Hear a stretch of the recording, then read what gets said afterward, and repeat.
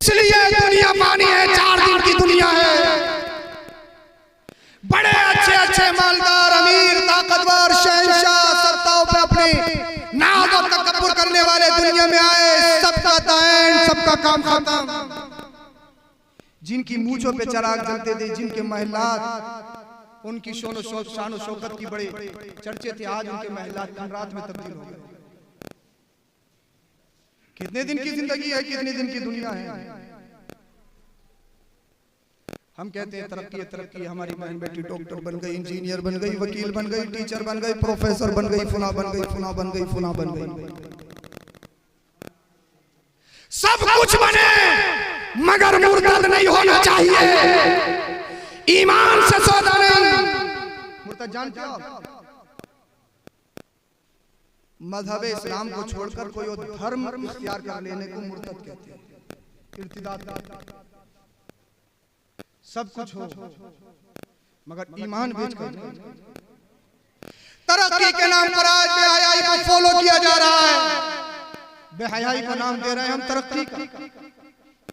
नंगे नाच को आप और हम नाम दे रहे हैं तरक्की का। हाँ, मैं कहता हूँ पढ़े लिखे होना चाहिए। कलम की हर दौर में ताकत है। जिनके हाथों में कलम होता है ताकत उन्हीं की होती है। तो कलम की आज भी अहमियत है और हमेशा रहेगी। नॉलेज सबसे पहले है, तालीम सबसे पहले है, पढ़ना लिखना चाहिए। मगर याद रखना, ईमान का सौदा है। ईमान सबसे बढ़कर, ईमान सबसे बढ़कर है। कितना ही बड़ा तरक्की याफ्ता इंसान, प्रोफेसर, डॉक्टर कुछ भी हो, अगर ईमान का सौदा करके जहां तक पहुंचा तो मेरी नजर में, कुरान की नजर में, मुस्तफा की नजर में एक रिक्शा चलाने वाला मजदूर बड़ा है जिसका ईमान सलामत है। इसलिए कि मज़हब इस्लाम में रंग, कबीला, इल्म नहीं देखा जाता, इश्क देखा जाता है। इश्क। अगर मक्के का रहने वाला अपने आप को सैयदुल वादी कहलाने वाला अबू जहल नबी का दुश्मन हो, मगर नबी का दुश्मन है, मक्का में रहता है, सैयदुल वादी है, कौम का लीडर है, सत्ता में है, अगर उसकी बात आए अपनी जूतियों की नोक पर उड़ाकर फेंक देते हैं। और अगर मुस्तफा के आशिक हबशा का रहने वाला काली रंगत का बिलाल हो तो अपनी आंखों का सूमा बना।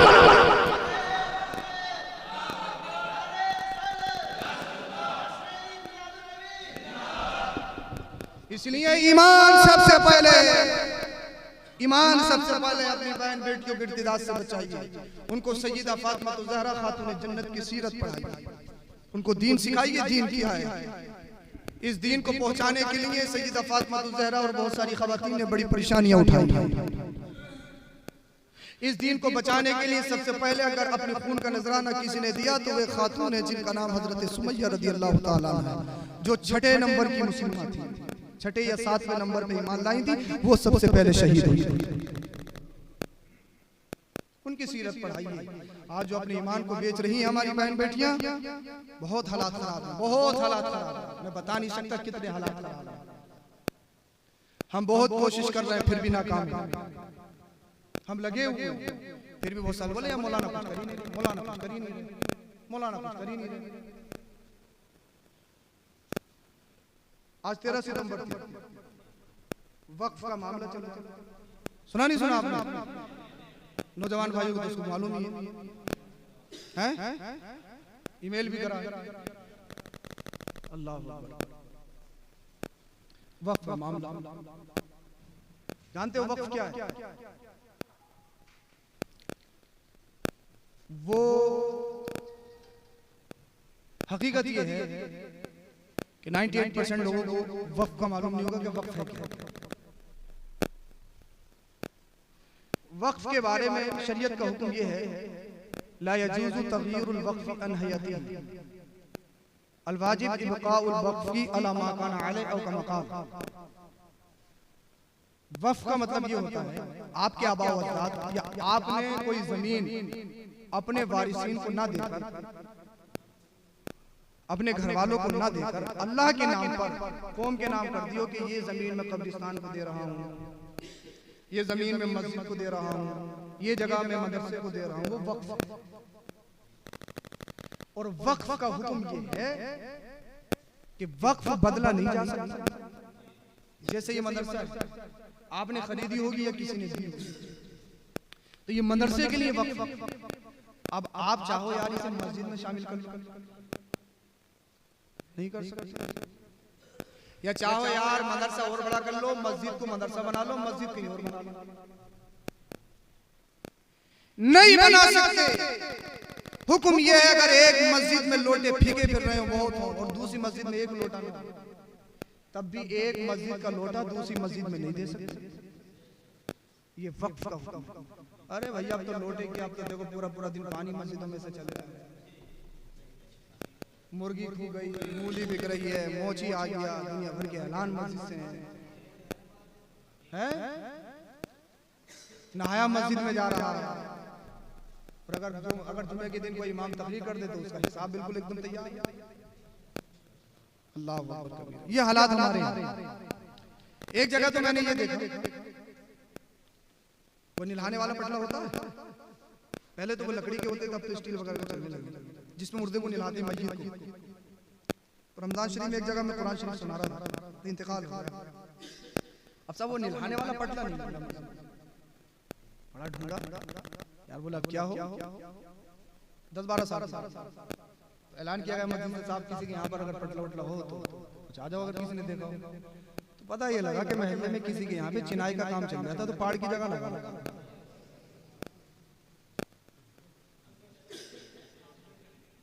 पहाड़ की जगह। अल्लाह खैर करे, मुसलमान हैं पक्के, ये हालत है। और क्या हुक्म है? मस्जिद का पानी नमाजियों के इस्तेमाल के लिए है, 3-3 मरतबा ठंडक हासिल करने के लिए, नहाने के लिए नहीं।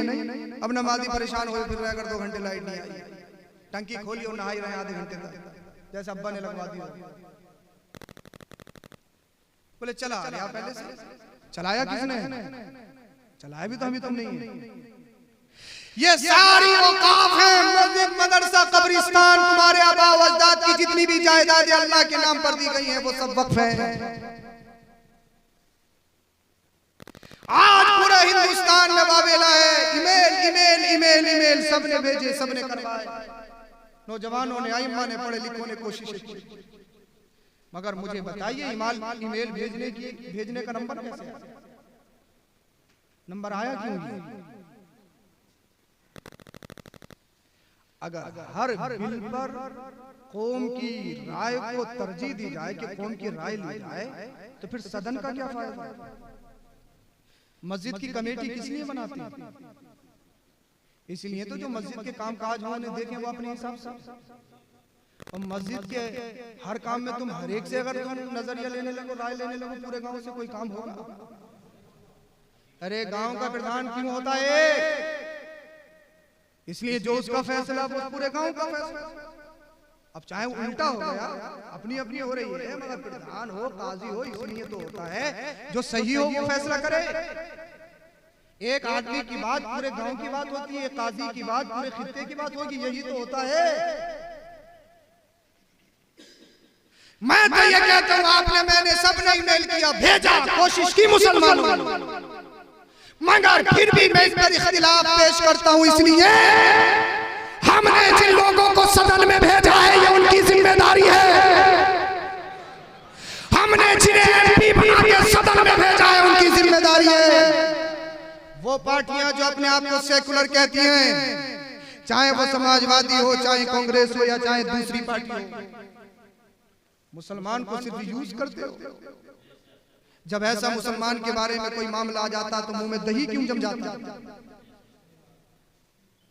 क्यों जम जाता दही? परेशानी ये है, अगर कोई पढ़ा लिखा बात बोले यार तुम्हें सियासत से क्या मतलब? अल्लाह, और बेपढ़े लिखे सियासत करेंगे?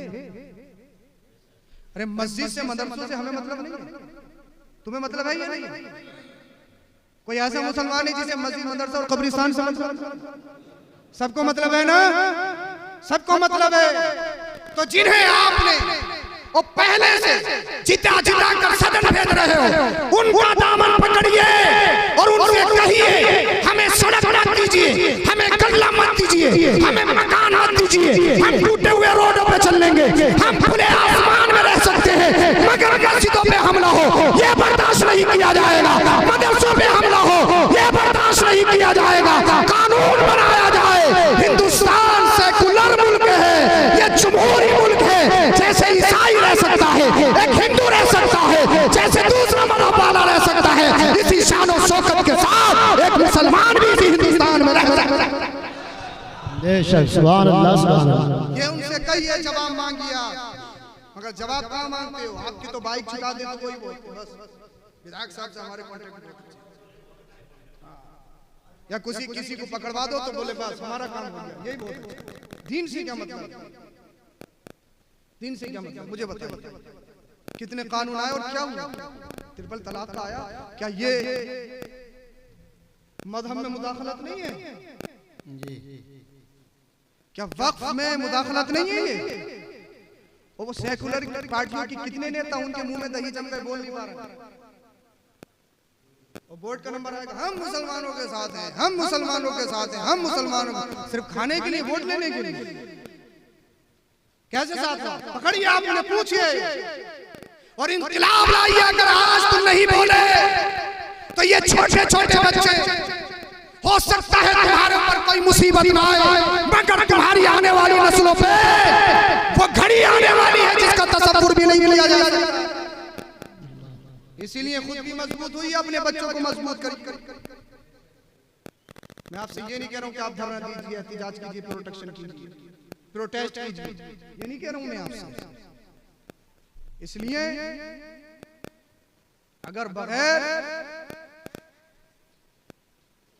आपने किसी मंसूबाबंदी के प्रोटेस्ट और एहतिजाज किया तो उसमें भी नुकसान आता है। एनआरसी में क्या हुआ? किसान मुद्दे में कितने लोग जेलों में चले, कुछ हुआ? गरीबों के मुकदमे कौन लड़ेगा? मुझे बताओ।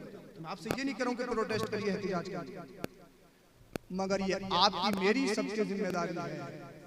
इसे सिर्फ सदन का मुद्दा मत समझिए, एक हमारे इस्लाम का मुद्दा है, हमारे मजहब में मुदाखलत है और ये कभी बर्दाश्त नहीं किया। पीछे नबी करीम सल्लल्लाहु अलैहि वसल्लम की शान में गुस्ताखी हुई, पूरे हिंदुस्तान में मेमोरेंडम दिए गए, ज्ञापन दिए गए, कुछ हुआ? अरे कुछ हुआ? नहीं हुआ ना। सेकुलर मुल्क है, जमहूरी मुल्क है, सिर्फ नाम का जमहूरी है, काम तो सब अंग्रेजों वाले हो। ऐसे कैसे यार? हम हिंदुस्तान में रुके हैं बाई चॉइस है, अपनी मर्जी से रुके, किसी के दबाव में नहीं रुके, किसी अपनी मर्जी से रुके हैं। यही जिएंगे, यही मरेंगे, हम तो मर के भी यही रहते हैं। देख लो ख्वाजा गरीब नवाज, हर शहर में चले जाओ, बुजुर्गों के मज़ारात गवाही दे रहे हैं। हम कैसे छोड़ सकते हैं अपने मुल्क को? हमें अपने मुल्क से प्यार है, अपने हिंद से प्यार है। पूरी दुनिया में हिंदुस्तान के लोगों को अहसन उन्नास कहा जाता है, यानी दुनिया में सबसे अच्छे लोग हिंदुस्तान के। मस्र में, सऊदी वगैरह में, तमाम अरबी ममालिक में अहसन उन्नास कहा जाता है। अहसन उन्नास, हिंदुस्तान के लोग सबसे अच्छे होते हैं, इसलिए कि सबको अपने सीने से लगा